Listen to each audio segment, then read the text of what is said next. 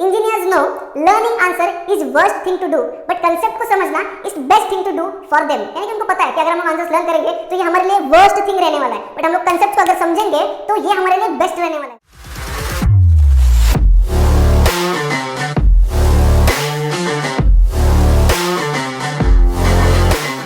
Hello नमस्कार दोस्तों, मैं सौरभ आपका एडुकेटर में स्वागत करता हूं। तो आज भी बहुत मजेदार वीडियो लेके आया हूं मैं आपके लिए।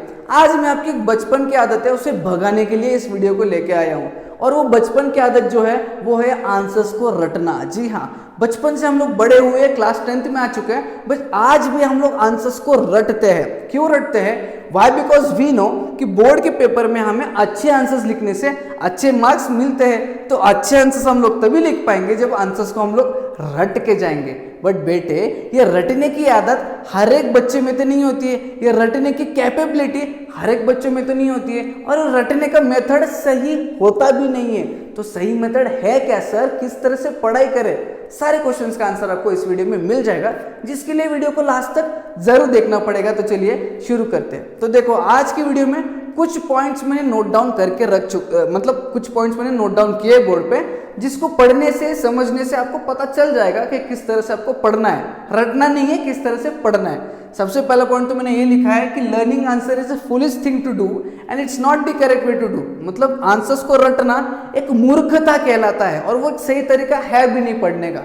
तो सही तरीका क्या है आपको पॉइंट नंबर 2 में पता चल जाएगा।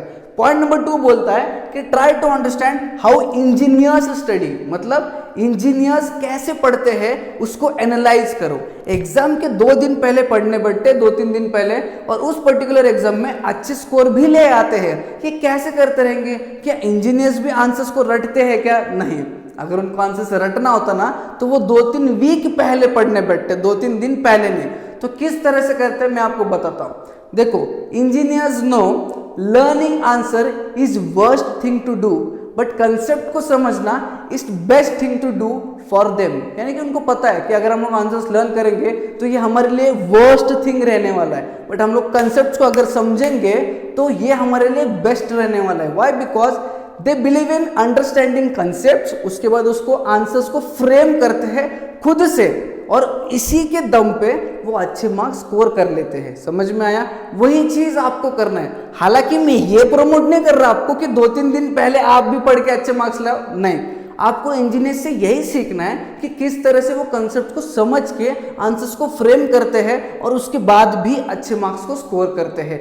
ये चीज आपको उनमें से, ये पॉजिटिव थिंग आपको उनमें से जो है वो उठानी है। कैसे पढ़ना है, कैसे करना है, मैं आपको बताता हूं। नेक्स्ट बता रहा है, इसमें से जो हमें पता चला दैट इज कंसेप्ट वाइज पढ़ते जाओ, क्वेश्चन वाइज नहीं। कैसे पढ़ना है? कंसेप्ट वाइज पढ़ना है, क्वेश्चन वाइज नहीं।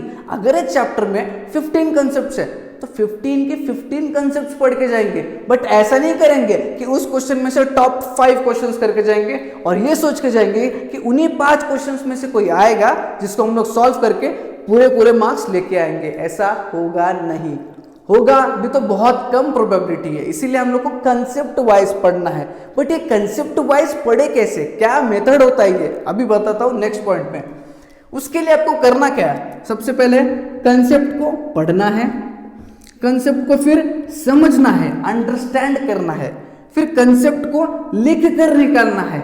राइटिंग प्रैक्टिस भी बहुत जरूरी है ना, इसलिए मैंने बोला लिख कर निकालना है। वो भी किसकी मदद से? ये सारी चीज बताता हूं। सबसे पहले तो कंसेप्ट को आपको पढ़ना है with the help of text books, notes, और हालांकि आपके पास रेफरेंस बुक्स होंगे तो वो भी यूज कर सकते हो।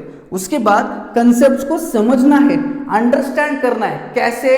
आप वीडियो लेक्चर्स की मदद ले सकते हो, आप नोट्स की मदद ले सकते हो, आप टेक्स्ट बुक की मदद ले सकते हो, रेफरेंस बुक की मदद ले सकते हो, आप टीचर्स की भी मदद ले सकते हो।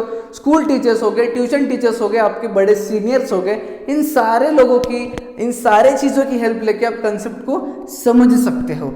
उसके बाद जो आपको समझ में आया है उसे आपको लिख कर निकालना है, तभी तो आप परफेक्ट बनोगे, तभी तो आप इंजीनियर्स की तरह पढ़ के अच्छे मार्क्स लेके आओगे।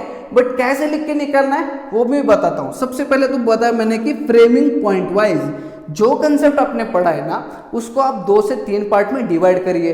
अब 2 से 3 पार्ट में डिवाइड करने के बाद हर एक पार्ट में कुछ चीजें होते हैं जिसको आपको छांटना है, सिलेक्ट करना है, और उन चीजों को हम लोग बोलेंगे कीवर्ड्स। अब जब इन कीवर्ड्स को आप छांटोगे, साइड में हटाओगे, आपके पास कलेक्ट करके रखोगे, तो ये कीवर्ड्स की मदद से ही आप पूरा पूरा पॉइंट बना सकते हो। अब डिपेंडिंग ऑन कितने कीवर्ड्स आपके पास है, you can decide how many points you can frame. Keywords आ गए, पॉइंट्स फ्रेम करना आ गया, हो गया। अब आप सर बोलोगे सर कुछ कंसेप्ट्स बहुत बड़े होते हैं, अब इतने बड़े कंसेप्ट्स को कैसे हम लोग लिखेंगे? अगर बड़े कंसेप्ट्स है तो उसके लिए आप फ्लो चार्ट्स ड्रॉ कर सकते हो। जी हाँ, कंसेप्ट्स को पढ़िए, कंसेप्ट को समझिए और अपने ओन वर्ड्स में कंसेप्ट का फ्लो चार्ट ड्रॉ कीजिए, ट्री डायग्राम ड्रॉ कीजिए, कुछ डायग्राम्स ड्रॉ कीजिए, कुछ टेबल्स ड्रॉ कीजिए, बट आपको उस कंसेप्ट को लिख के निकालना है। किसी भी फॉर्मेट में चलेगा, फ्रेमिंग किसी भी फॉर्मेट में चलेगा, बट आपको लिख के निकालना है, जिससे आपको प्रैक्टिस हो जाए। समझ में आया? इतना आसान था आपको करना, समझ में आया? उसके बाद वाला पॉइंट क्या कहता है, अब इतना सब कुछ करने के बाद क्वेश्चंस को फेस कैसे करें? अब आपको पता चल गया किस तरह से पढ़ना है, किस तरह से आंसर्स को रटना नहीं है, बट ढंग से पढ़ के लिखना है पॉइंट वाइज।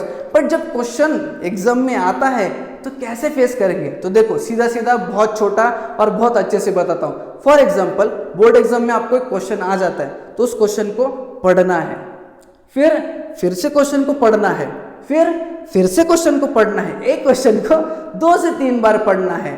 3 बार पढ़ने के बाद, 2 से 3 बार पढ़ने के बाद आपको ढंग से समझ में आ जाएगा कि क्वेश्चन में एक्चुअली पूछा क्या है। अब वो क्वेश्चन किस चैप्टर में से है, किस कंसेप्ट में से है, ये आपको पता चल गया।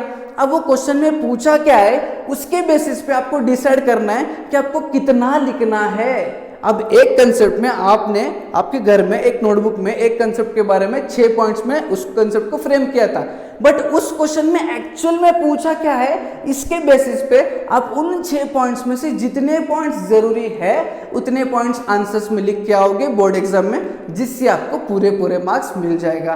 और हालांकि ये जो चीज मैं आपको बता रहा हूँ ये एक दिन में होने वाली चीज है नहीं, इसके लिए बहुत ज्यादा प्रैक्टिस करना पड़ेगा। तो अभी बहुत ज्यादा टाइम भी तो है ना, तो आज से स्टार्ट करिएगा। ये वीडियो देखने के बाद आज से क्वेश्चन आंसर्स को फ्रेम करना स्टार्ट कीजिएगा, आज से ही रटना बंद कीजिएगा, ताकि आपको भी एग्जाम्स में अच्छे मार्क्स आए और आपको भी बढ़िया फील होगा ना, जैसे मुझे भी बढ़िया फील होगा। ठीक है, अब जाके पढ़ाई करो। अगर आपको ये वीडियो पसंद आया होगा तो एक लाइक जरूर करना, ज़्यादा से ज़्यादा बच्चों में शेयर करना, नए हो तो चैनल को सब्सक्राइब करके जाना। हम जो मिलेंगे न्यू वीडियो में।